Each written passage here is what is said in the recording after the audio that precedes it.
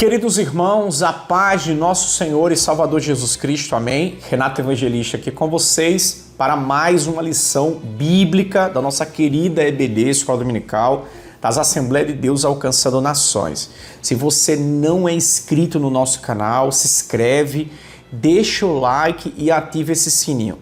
Gente, caso você seja um inscrito no nosso canal e você não esteja recebendo a nossa notificação, se desinscreve e inscreve novamente, porque o YouTube ele vai entender que realmente você tem interesse no nosso canal, interesse no nosso conteúdo. Bacana, infelizmente, algumas pessoas que nos seguem não estão recebendo nossa notificação. Isso, gente, provavelmente deve ser algum tipo de erro, algum tipo de bug ali do próprio YouTube, ok? Mas se os irmãos se inscreverem e escreverem novamente, os irmãos receberão a nossa notificação sempre quando a gente postar aqui um tutorial para os irmãos. Tranquilos? Queridos irmãos, a gente está na terceira trimestre do ano de 2020. A gente está estudando a lição cujo tema é Princípios Divinos em Tempos de Crise. Vou deixar aqui na lateral aqui para os irmãos. Hoje nós iremos abordar a lição de número 7. A semana passada a gente abordou o final da construção do muro, né? A gente vinha abordando sobre o templo, a gente abordou sobre o muro na lição de número 6 e hoje a gente vai falar sobre a lição de número 7, cuja temática, vou deixar aqui na lateral com os irmãos rolando, a temática diz: o povo de Deus deve separar-se do mal, ok, gente? Aqui tipo esse verbo, é um verbo que a gente costuma dizer, é um verbo de dever, né? Um verbo que você deve fazer, você não pode deixar de fazer, você deve fazer, fugir da aparência do mal, como diz o nosso próprio Senhor Jesus Cristo. Então o povo de Deus ele deve separar-se do mal. A gente tem que seguir aquele princípio do Salmo de número 1 da Bíblia Sagrada, que é apartai-vos das rodas dos escarnecedores. Então vamos adentrar a lição, ela vai se basear em cima dessa temática e, obviamente, que a gente está estudando o livro de Esdra e o livro de Neemias, que é o livro base de toda essa lição que a gente vai estar estudando nesse terceiro trimestre. Amém, irmãos?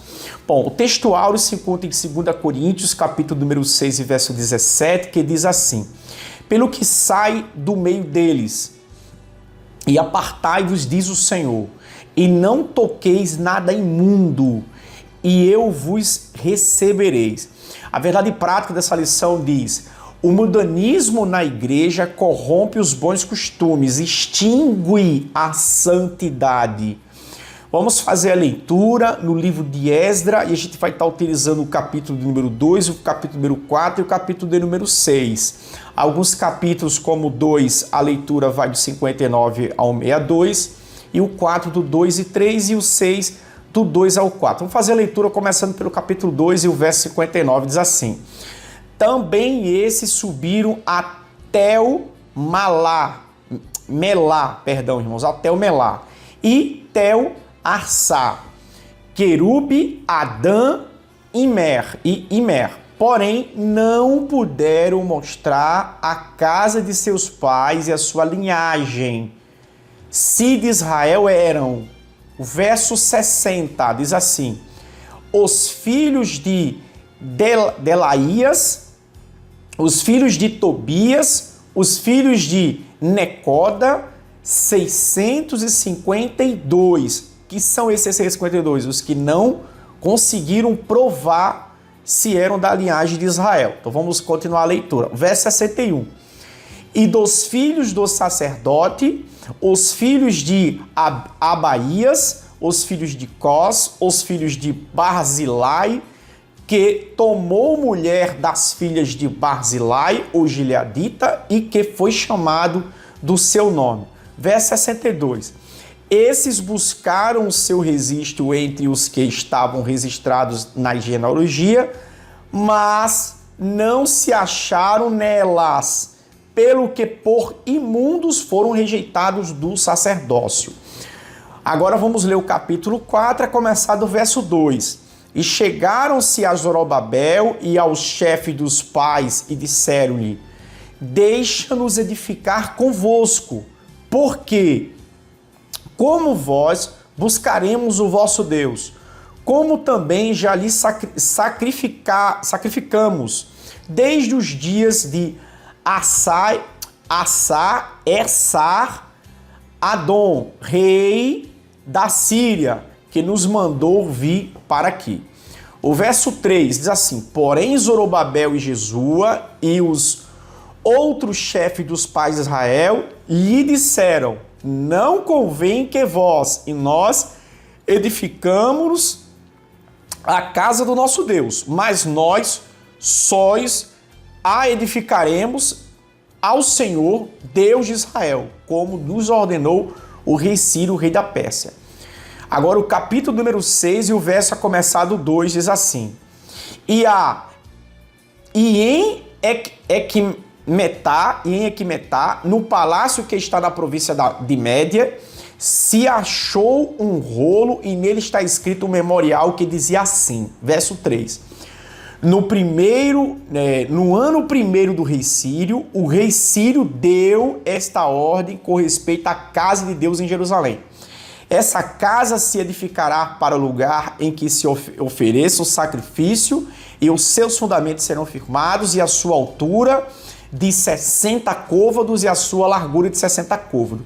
Verso 4: com 3 carreiras de grandes pedras e uma carreira de madeira, 3 de grande pedra e uma de madeira, e as despesas se fará da casa do rei. Irmãos, esse verso de número 4, ele para aqui. Eu acredito que por algum erro de digitação, eles repetiram aqui a carreira de madeira e as despesas se fará pela casa do rei, ok? Então aqui o ponto, se os irmãos forem abrir em Esdra, capítulo 6 e verso 4, os irmãos verão que exatamente para aqui. Vamos para o objetivo geral. O objetivo geral da lição é compreender que o relacionamento harmonioso com Deus exige a separação do pecado e do mundanismo. Esse é o objetivo geral que a gente vai explanar aqui ao longo da lição. Eu vou ler para os irmãos o objetivo específico, porque tem 3 tópicos aqui para a gente abordar, certo? 3 pontos, né? Então, abaixo dos objetivos específicos refere para que o professor deva atingir em cada tópico. Por exemplo, objetivos referem-se ao tópico 1 com seus respectivos subtópicos. Então, nesse caso, o primeiro ponto é destacar que Deus não aceita a mistura do seu povo com o mundo, ok? Esse aqui é o primeiro ponto que a gente vai destacar aqui na lição. A gente vai usar os acontecimentos registrados no livro de Esdras, ok? Que vai ser o conteúdo dessa lição. Para a gente, primeiro ponto, destacar: Deus não aceita a mistura do seu povo com o mundo. A luz não se mistura com as trevas. Jesus diz que ninguém pode servir a 2 senhores, ok? O segundo ponto diz entender que Deus exige plena santidade do seu povo. Santidade significa separado. Separado do quê? É você não praticar aquilo que Deus não se agrada. Sempre que você rejeita algo que Deus não se agrada, e você rejeita, como diz o próprio Jesus, tomar a cruz de cada dia e seguir-se, você está se separando do que não agrada a Deus, você está se santificando. Como diz o Senhor, santificai-vos, porque o Senhor fará maravilha no meio de vós. Isso lá em Josué 3 e 5, se não salva a memória. O terceiro ponto aqui é ressaltar que a santidade resulta em bênção para o povo de Deus. Gente, quando a gente se santifica na presença de Deus, as bênçãos passam a nos seguir e não a gente seguir os sinais, mas a palavra diz que os sinais seguirão aos que crerem. Amém? E a própria Bíblia diz que a santificação se faz necessária, porque sem ela ninguém verá o Senhor. Amém? Em 3 pontos a ser abordado: destaque que Deus não aceita essa mistura, entender que Deus exige essa santidade do seu povo e ressaltar que a santidade resulta em bênção para a vida do povo de Deus. Tranquilos? Vamos lá. A introdução dessa lição, ela diz que nessa lição nós iremos estudar os preparativos que os judeus fizeram para pôr os alicerces da nova forma de vida que eles iniciariam ali em Jerusalém. Depois de anos de cativeiro em Babilônia, ali eles viveram espalhados pelo vasto território de todo aquele reino gigante ali da Síria, né, da Babilônia.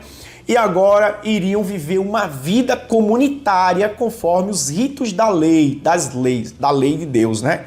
O ponto central dessa lição, gente, é a comunhão plena com Deus. Exige santidade, exige essa separação. Amém? Então vamos lá, vamos começar com o subtópico de número 1. Nós temos 4 tópicos aqui para abordar e cada tópico, irmãos, alguns têm subtópicos, então a gente vai tentar aqui com os irmãos fazer um resumo de algumas partes para a gente não fazer uma leitura tão grande, tão enorme, tão extensiva. Amém?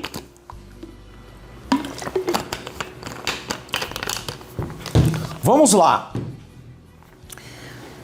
Irmãos, ponto 1 dessa lição. Somente os judeus retornariam a Judá. Preste atenção no que eu vou ler aqui.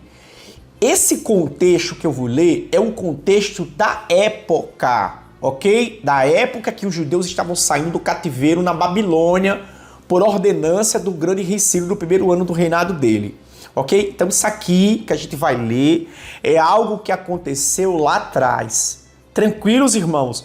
E baseado nessa leitura, no capítulo, no subtópico 2, a gente vai retirar desse contexto para nós, povo de Deus, nos nossos dias atuais, ok? Porque quando a gente faz uma leitura, às vezes no pé da letra, algumas pessoas começam a interpretar que nós não devemos se misturar com ninguém. Irmãos, quando o Salmo 1 diz que nós não deveremos estar nas rodas dos escarnecedores, né? A Bíblia fala que a gente tem que estar separado. Fala quando você está numa roda em que o meio que está ali está escarnecendo o próprio Deus, né? O cristão ele tem que estar separado. Mas você tem que entender que o nosso Senhor e Salvador Jesus Cristo, no ministério terreno dele aqui na terra, Jesus por diversas vezes ele foi acusado de sempre estar jantando, ou almoçando, ou sempre compartilhando alguma festa na casa de pecadores. É tão provável que quando ele vai para a casa de Zaqueu, né, o cobrador de impostos, quando o judeu era cobrador de imposto, ele era abominado, né, pelo seu povo, ele era rejeitado. Então, quando Jesus vai para a casa de Zaqueu, Jesus ele é muito criticado. Então, Jesus, irmãos, ele sempre estava em festas de alguns pecadores, mas não participando das ações dos pecadores, mas induzindo todos os que estavam ali, pecadores, a obter a santidade e o conhecimento através de Jesus Cristo.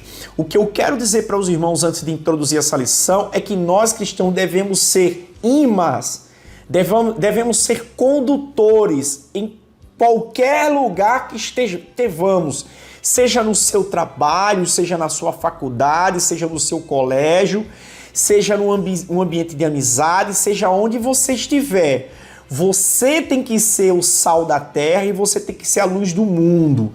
Se as pessoas não estão enxergando em você algo de bom, uma liderança, uma luz, um gosto, um sabor nas palavras que você fala, então há algo de errado na sua vida e você tem que fazer uma revisão, né, do seu comportamento e uma revisão do seu modo, da sua expressão, do seu jeito de falar. Porque o cristão, ele tem que, como o Jesus, assim como Jesus chegava no ambiente e ele mudava todo o contexto daquela situação, nós também temos que ser seguidores de Cristo e fazermos o mesmo.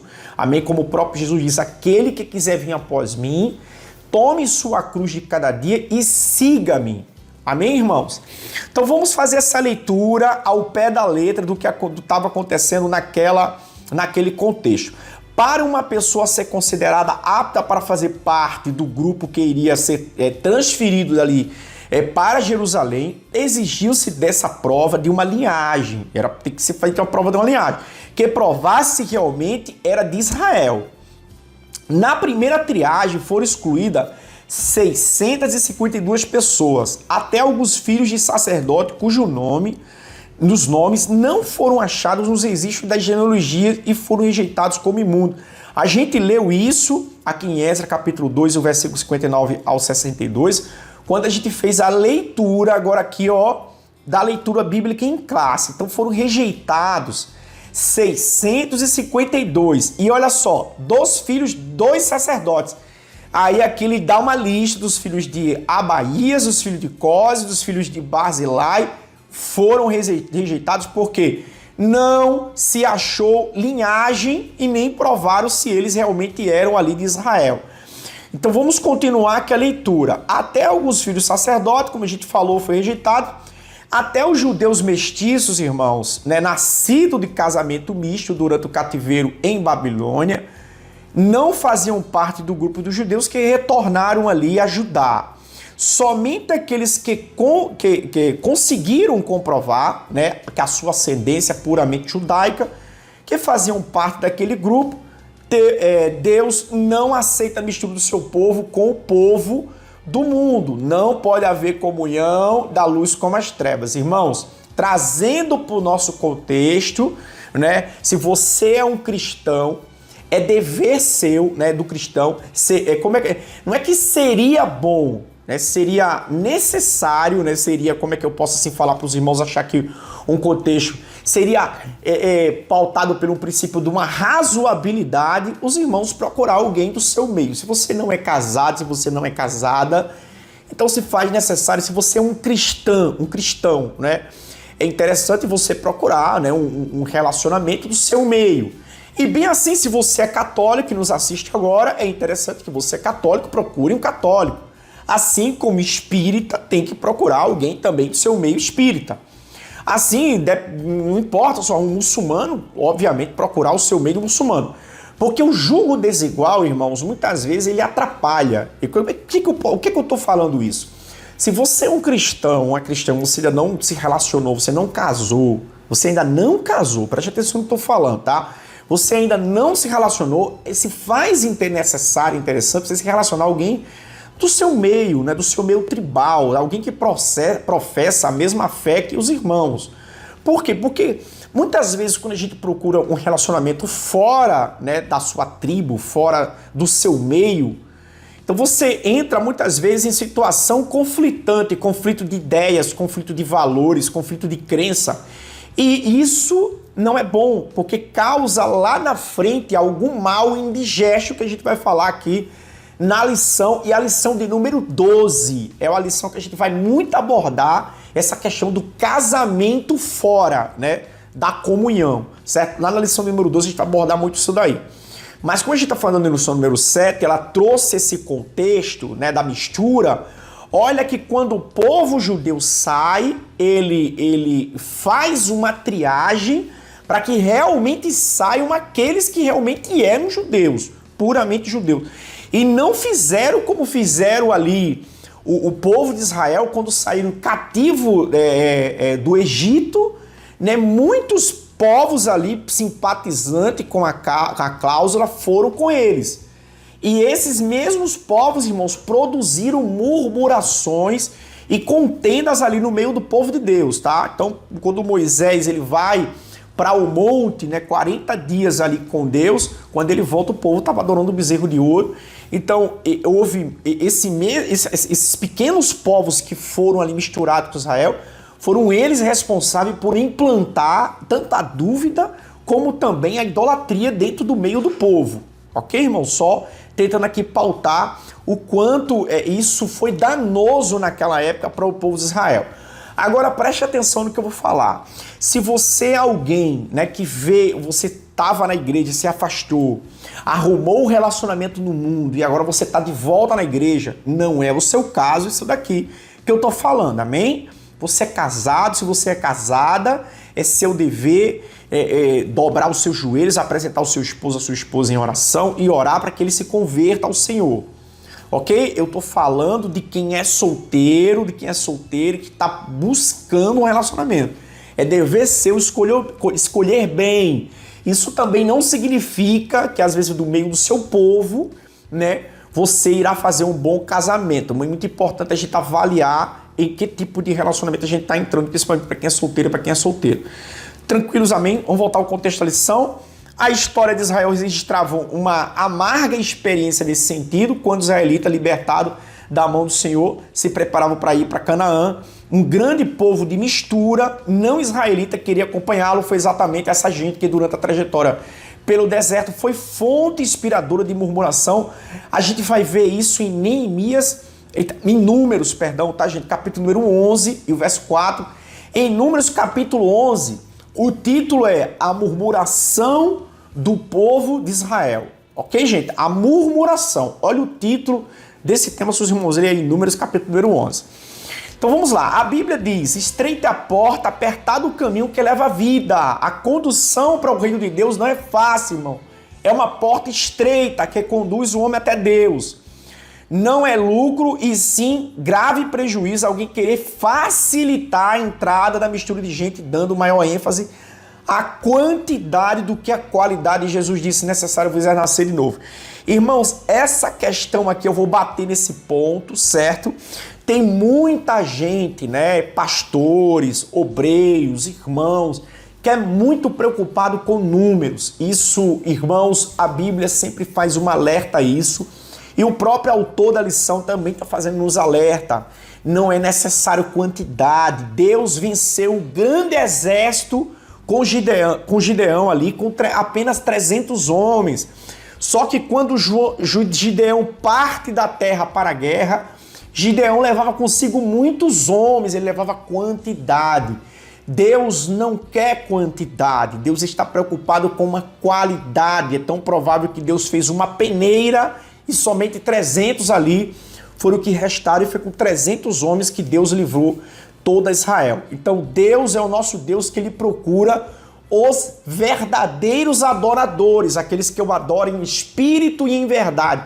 Deus não está em busca de uma multidão, de uma quantidade, ele está em busca de um justo, ele está em busca daquele que realmente esteja prontificado na brecha para botar a mão no arado e fazer a sua obra. Amém? A síntese do tópico de número... a síntese do tópico de número 2 é do número 1. Tem até um erro aqui, tá, irmãos? Deus não aceita a mistura do seu povo com o mundo. Amém? Vamos ler agora o tópico de número 2. O tópico de número 2 diz: os judeus não aceitaram a ajuda dos samaritanos. Irmãos, o subtópico 1 mostra pra gente quem eram os samaritanos, certo? Bom, quando o exército do rei Sargão II, né, ele invadiu as 10 tribos do norte e levou o cativo para a Síria, irmãos, ele consigo ali, ele deixou alguns povos.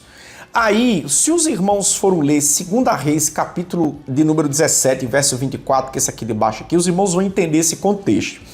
Quando ele deixa ali em Samaria, ele deixa povos ali de uma cidade chamada Babel, de Cuta, de Ava, de Amate e de Sepharvaim, né? E eles começaram a habitar ali na cidade de Samaria e nos lugares do sacerdote.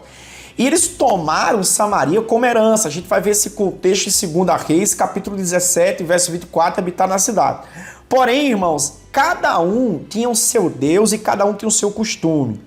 E eles começaram a adorar todos, lógico, cada um adorava o seu tipo de Deus e o seu costume na terra. Porém, o Senhor enviou leões e feriram gravemente alguns homens, né? Obviamente, começaram a morrer de ataque de vários leões. Então, eles mandaram uma mensagem para o rei da Síria que o Deus da terra estava ferindo eles e que eles mandassem alguém para que eles conhecessem quem era o Deus da terra para o adorar, uma vez que eles eram politeístas, eles adoravam vários tipos de deuses.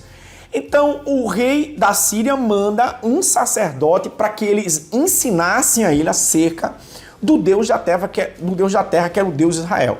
Por isso que os samaritanos, eles, até os dias de Jesus Cristo, lá em João capítulo 4, quando Jesus, no tanque de Samaria ali, ele aborda e começa ali uma samaritana, né, conversar com a samaritana, havia uma briga antiga, e a gente vai entender o contexto dessa briga aqui agora, entre judeus e samaritanos. Eles se odiaram por vários, como é que eu posso dizer ali, séculos, tá? Essa briga foi muito, levou-se muito longa ali até as eras de Cristo, até a diáspora ali na destruição do Império, do tempo de Israel ali, através do general Tito em Roma, mas isso aí é um tema histórico para uma outra oportunidade. Então o que acontece? Posteriormente, o rei da Síria enviou um sacerdote israelita e começou a ensinar a eles acerca do Deus da terra. Por isso, os samaritanos ofereceram cooperação aos judeus. Por isso que quando a Esdra, né, juntamente com Zorobabel, leva o povo para a construção do templo e a construção do muro ali com Neemias, é por isso que os samaritanos se ofereceram para construir o templo e se ofereceram para construir os muros. O muro. Por quê? Porque eles conheciam o Deus Israel. Eles temiam ao Deus Israel. Só que eles temiam o Deus Israel, mas também eles sacrificavam os seus deuses, como o caso esse povo aqui, Sepharvaim, que a Bíblia fala aqui em 2 Reis que até eles sacrificavam seus filhos no fogo em prol dos seus deuses, tá? Até sacrifício de crianças ali, esse povo aqui tinha, essa tribo aqui, esse povo tinha. Então o que acontece? Eles adoravam o Deus Israel, mas eles adoravam seus deuses também. E obviamente que os judeus eles não aceitaram, né? Então tanto no templo quanto também no muro, então eles não aceitaram, né, essa cooperação. Então essa atitude bíblica, pois a Bíblia manda que nós devemos nos afastar daqueles que não têm a sã doutrina. Igualmente devemos nos afastar daqueles que têm uma vida irregular, como também daqueles que causam divisões. Então, a Bíblia diz que nós temos que fugir da aparência do mal. A luz não pode se misturar com as trevas.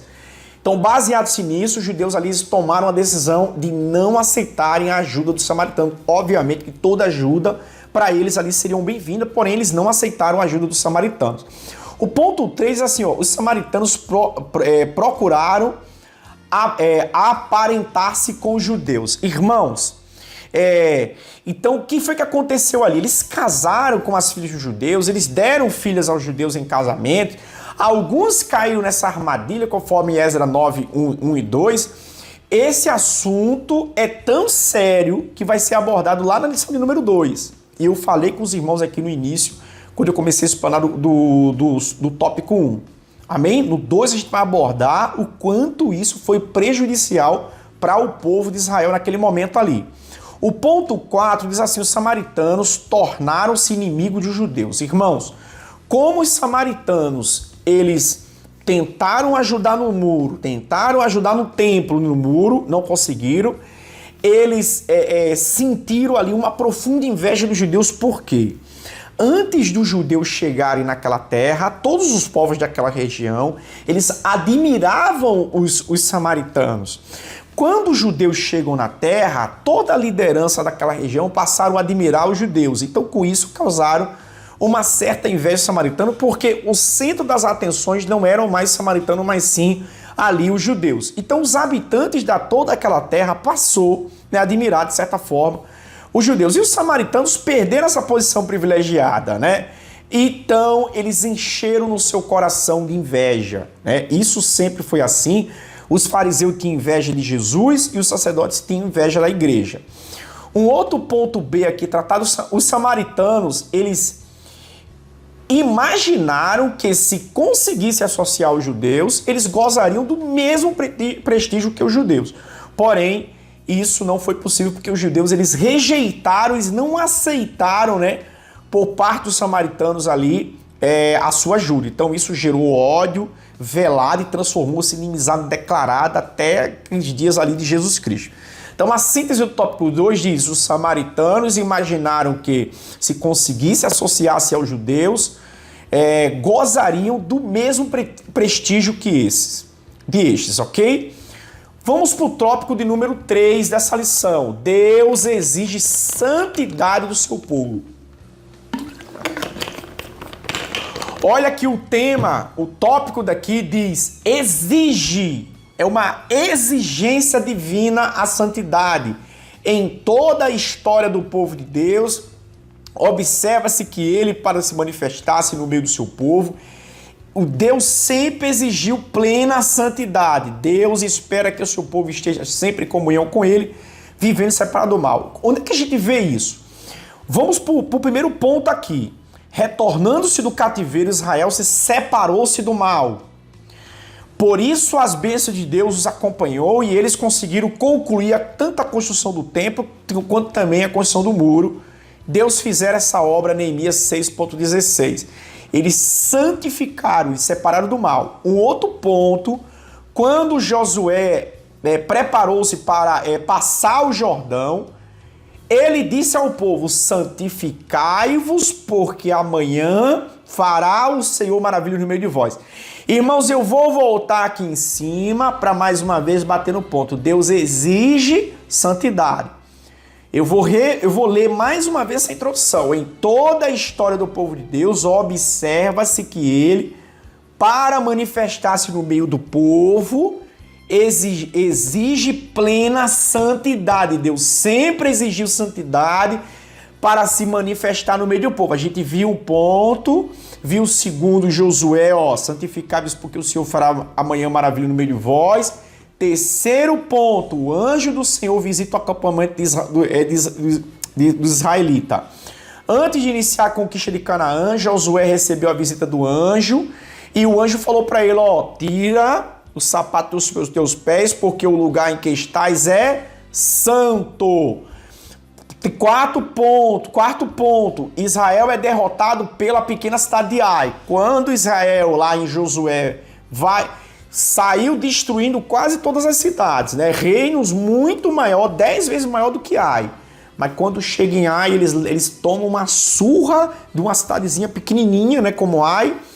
E Deus diz: vocês têm que santificar, porque no meio de vós há anátema, há pecado. Tira o pecado do meio de vós, santifique ao Senhor e Deus te dará na tua mão tanto o rei como os povos daquela cidade. Então Josué santifica o povo e Deus cumpre a sua promessa, dando tanto a cidade de Ai como o rei e toda a sua terra na sua mão. Então Deus exige santificação do seu povo para poder operar no meio dele. O síntese do tópico 3. Deus espera que o seu povo esteja sempre em comunhão com ele, vivendo separado do mal. Então, toda vez que você separa daquilo que não agrada a Deus, você está se santificando. Santificar significa separar daquilo que não agrada a Deus. Apartai-vos da aparência do mal. O tópico de número 4 diz: devemos manter uma vida de separação do mal. Ponto 1. Os judeus mantiveram-se separados dos samaritanos. Esse é o ponto. Se os judeus tivessem aberto a porta para uma união com os samaritanos, esses provavelmente ter-se-iam mostrados afáveis e pacíficos no início, mas teriam perturbado a união que havia entre os judeus ali naquele momento, né?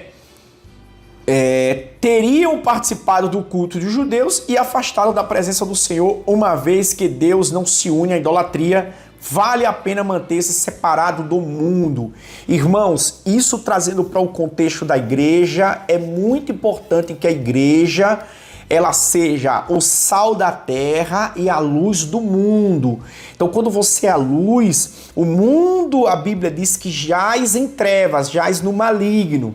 A lâmpada desse mundo é a igreja. Quando essa lâmpada for tomada, esse mundo estará mergulhado nas puras trevas.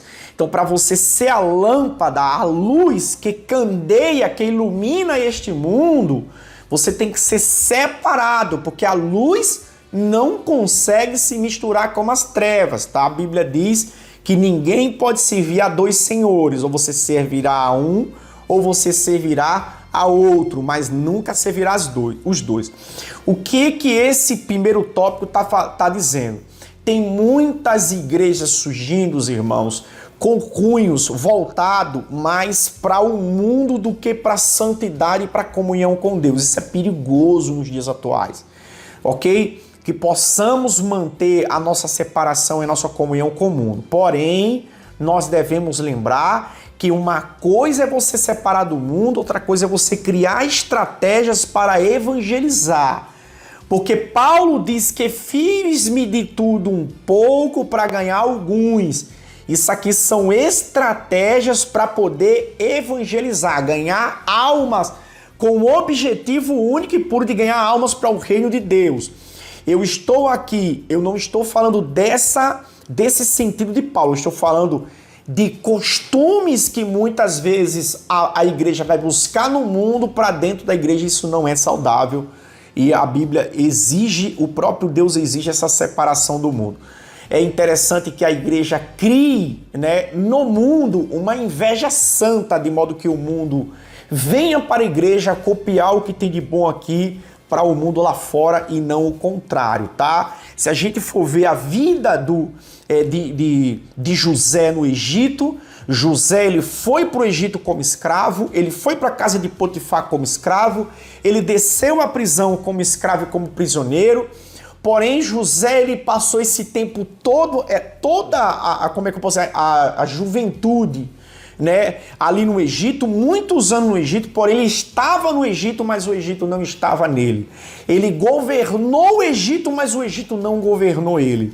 Isso também o caso de Daniel. Daniel estava na Babilônia, ele foi levado criança ainda para a Babilônia, ele ficou na sua velhice inteira na Babilônia, ele estava na Babilônia, governou a Babilônia, porém a Babilônia não conseguiu governar Daniel. Ok, irmãos? Que tanto esse espírito de Daniel como esse espírito de José estejam na nossa vida. Que nós, sim, estamos no mundo e Jesus disse que a gente tem que dar a César o que é de César. Que possamos estar nesse mundo, mas que não possamos deixar esse mundo nos governar, mas nós governarmos esse mundo. Amém? Ponto 2 diz assim: a Bíblia mostra exemplos de servos de Deus que duvidaram de que se valia a pena manter a linha de separação do mal. E a Bíblia fala que 2 pontos, tanto o ponto do salmista Asaf como o ponto de Malaquias, e esse contexto que eu acabei também de falar aqui para os irmãos. Ponto 3, devemos viver conforme a vontade de Deus, para que no tempo em que vos resta na carne não viva mais segundo a vossa consciência dos homens, mas segundo a vontade de Deus. 1 Pedro capítulo 4, versículo número 2. E essa é a vontade de Deus, irmãos, que possamos fazer plenamente a vontade do Senhor. Amém? Que é a santificação.